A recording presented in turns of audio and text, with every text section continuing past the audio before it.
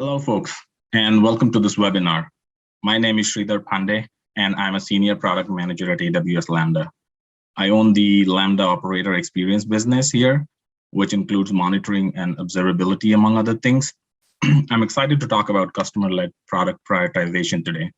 So let's jump right in. Let's start by taking a quick look at what's on the agenda. We'll start by looking at why we need to prioritize in the first place, as obvious as it may sound. And what are some of the factors that influence the prioritization discussion or decision? We'll then move on to talk about what I mean by customer-led prioritization and how to achieve it. For this, we'll look at some popular product prioritization frameworks that are truly customer-led. And finally, we'll close the session by looking at how to put these frameworks to use in building a successful product. If you build it, they will come. You may have heard this before. This is an iconic line from the 1989 film Field of Dreams, starring Kevin Costner and Ray Liotta. This line has transcended cinema and ought to become an integral part of popular culture. Now, in context of product management, is it true that if you build it, they will come, aka if you build something, customers will like it and use it? No, I don't think so. Not always, for sure. Now, let's imagine a scenario where you as a PM are not limited by resources. You have all the resources you want, and you're also free to take any amount of time you need, within reason, of course. Even with all this, how do you determine what you build? And more importantly, what you build first? Will the customers who you're building for use these features?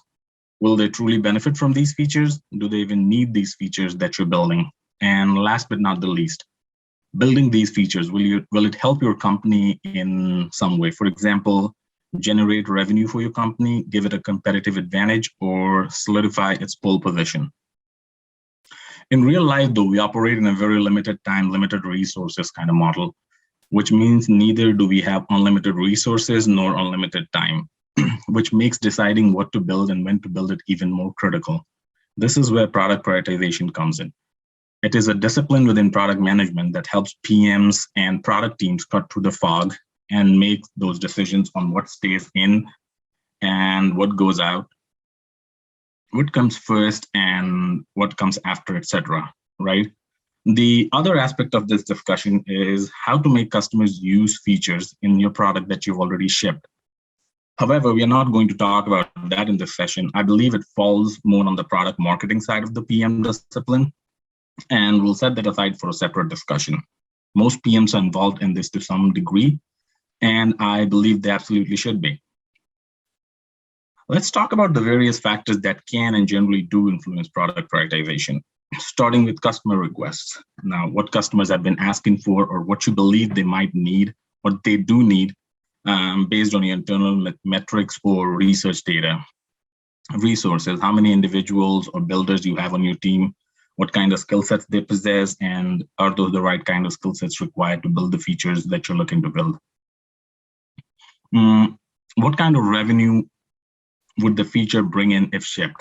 Is there a time to market factor to consider?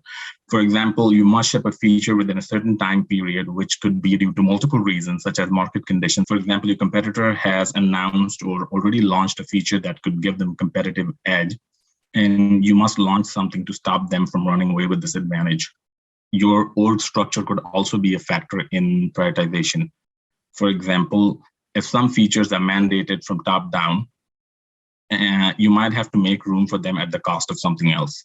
On that note, I love these two quotes. The first one is from Bruce Ernst, a famous product leader. It talks about how to keep the customer front and center while building product. And the second one is obviously an Amazon leadership principle about the customer first mindset that we embody at Amazon.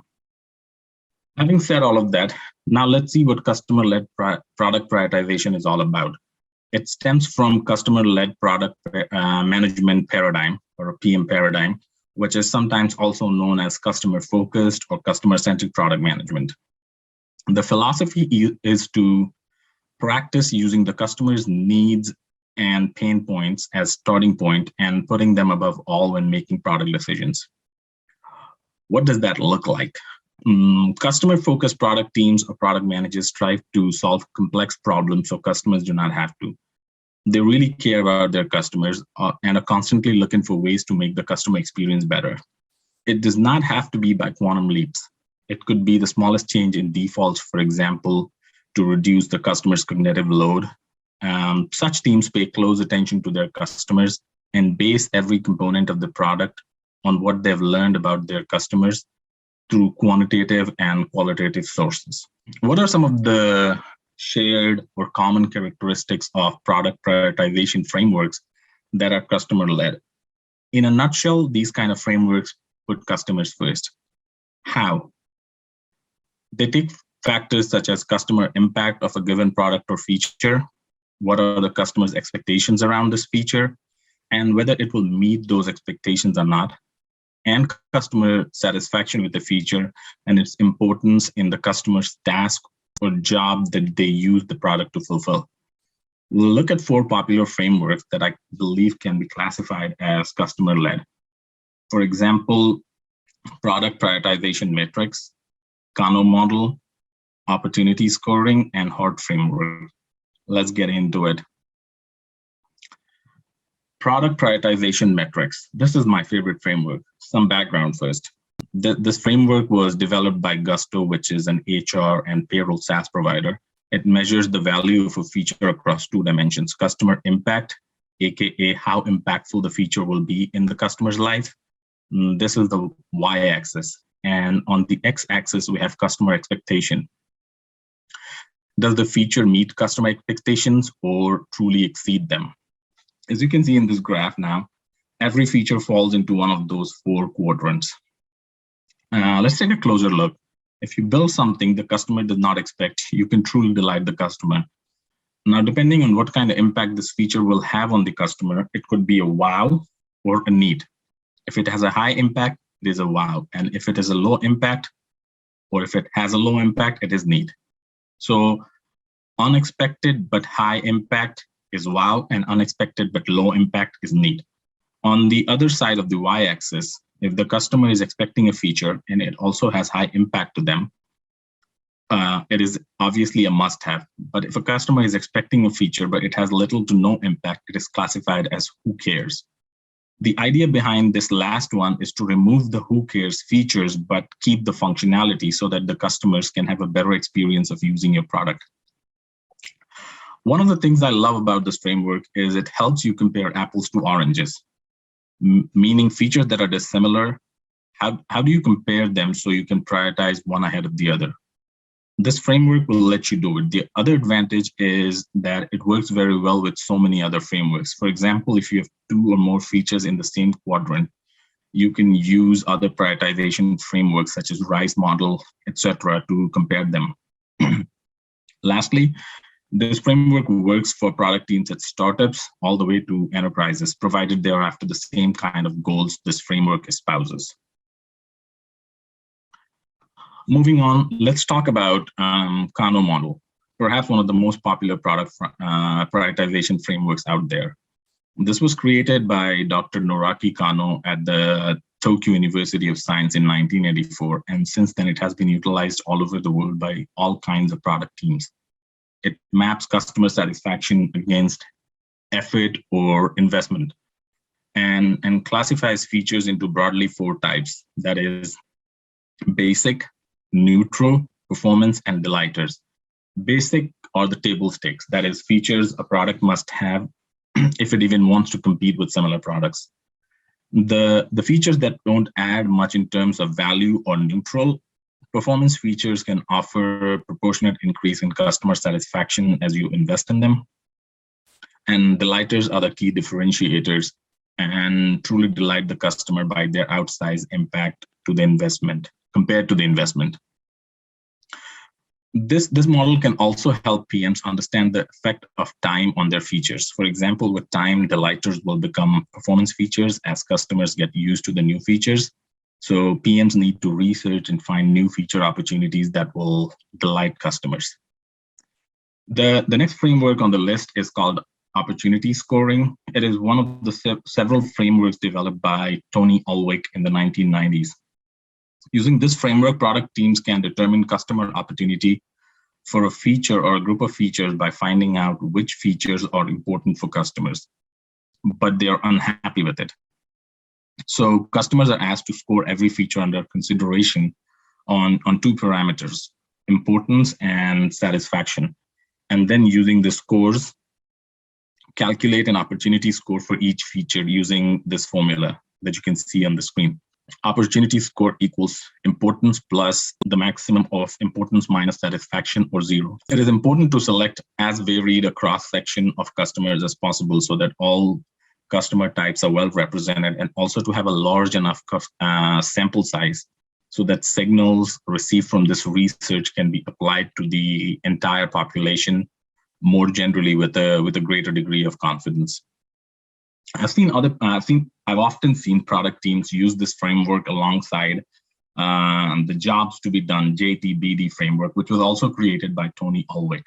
The jobs to be done framework focuses on understanding customer needs at a deeper level so that product teams can build solutions that address those problems rather than just churning out features.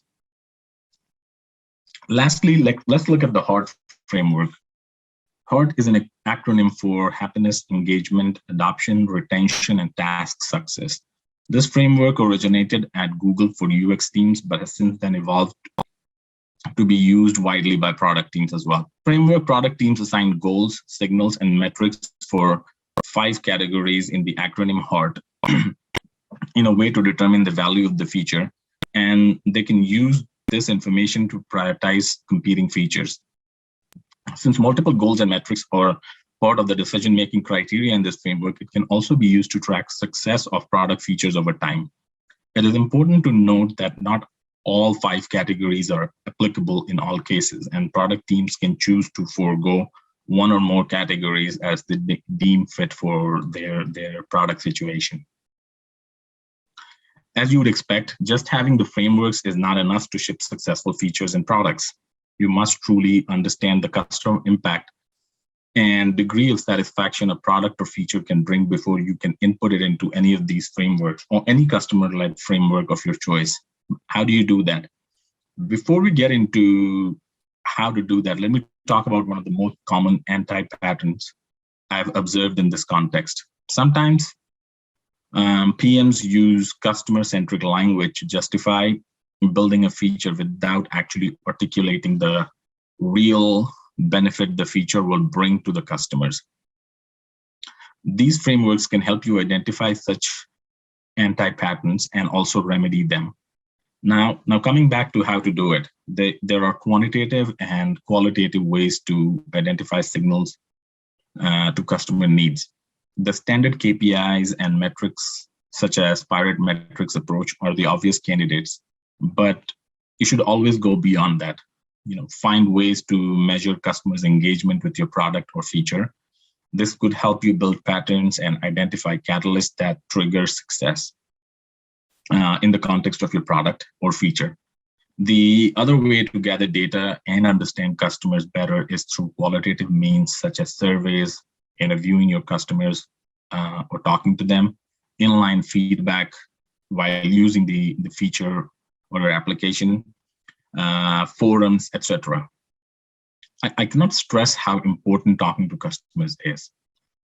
Talk to as many customers as humanly possible and make sure to find diverse customers to talk to. For example, small and large, tech versus non-tech, varying roles, and so on. Always look for signals, I like to call them Easter eggs, that go beyond the surface level concern or ask from the customer, aka look for the true underlying motivation which is driving that ask.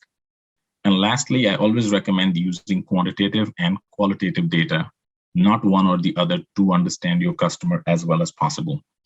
Looking at both of these also helps eliminate false proxies or signals in a lot of cases and identify outliers that can be mistaken for the entire population.